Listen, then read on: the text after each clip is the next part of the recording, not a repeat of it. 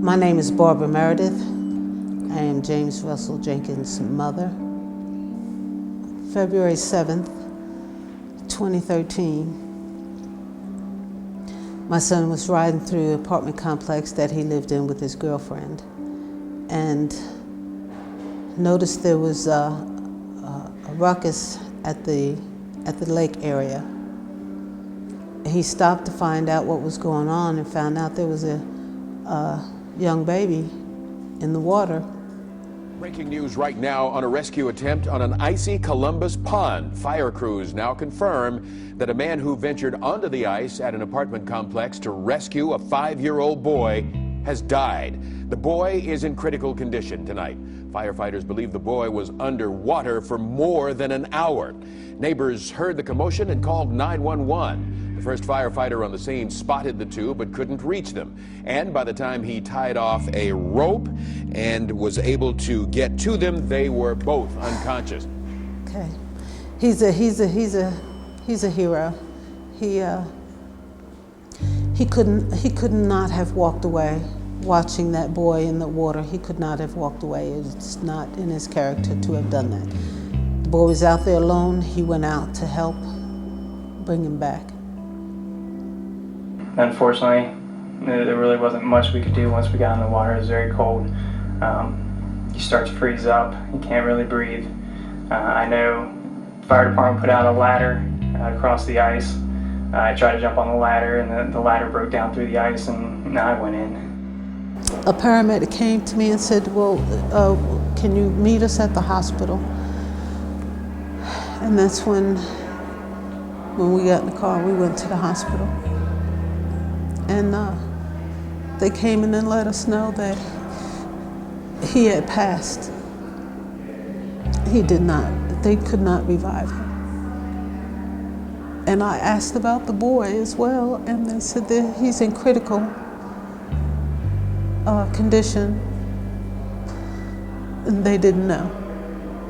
The worst feeling ever. I watched my son, my baby.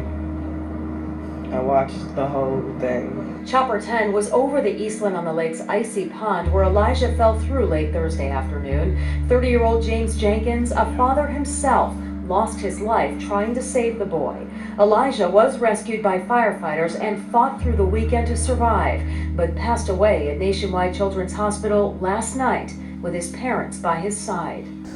I started asking questions. How could this have happened? What happened? Was there no boats, nothing, anything? And there was someone there from the complex, a young woman that lived there, had brought Elena to the hospital, had said, oh, there are no signs or anything. They don't have any boats, no life preservers, and more people have died there. And I was like, other people have died? Yes, there's other people died. And I was just, I couldn't believe they didn't have, and they knew that this was a danger and nobody did anything about it. Meantime, I tried to speak with the apartment managers here. They said they had no comment on the drownings. Also, Columbus police are investigating, and we did speak with the Franklin County Children's Services. They said they now are investigating as well, as is protocol. I can't believe these complexes are not accountable for stuff like this. We can't let this happen. I want to pursue that part of it some more. I want to talk to the legislator, the city council, somebody to listen, to make a ruling, force brochures, offer swimming classes at the Y. Jenkins had been in the water for about 49 minutes. He was the only man who stayed to make sure that baby stayed above water as long as he could. Jenkins had a child of his own, a 4-year-old little boy.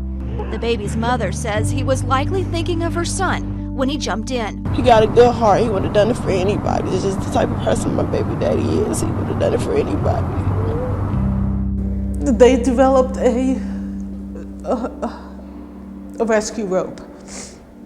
In light of what happened to Russell, the officers were not able to get to him because of the water, and him and the boy.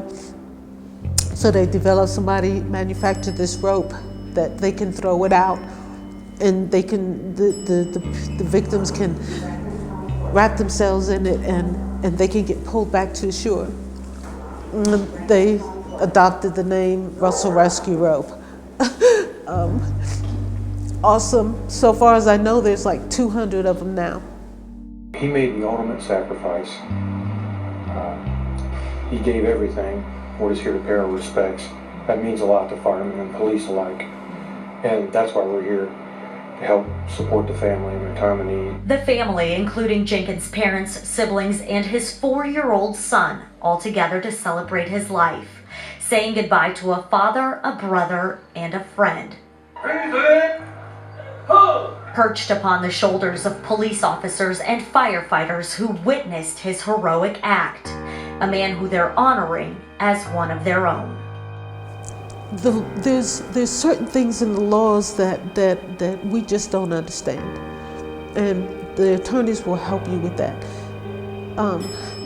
Charles Boyk and Wes in particular have walked me through a lot of things, and where like now I'm not as,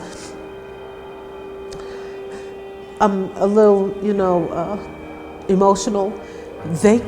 They step in and they handle the things that I wouldn't have been able to do on my own or think about doing. They're very good. They went and they found experts. They had them check on things. They verified what was going on with the water. They found out as much as they could, and they knew where to turn, where to go. I wouldn't have never known any of these things. And now with that information that they have done, that even helps me to pursue some of the things that I want to do on Russell's behalf. So, and without them, I don't think I could have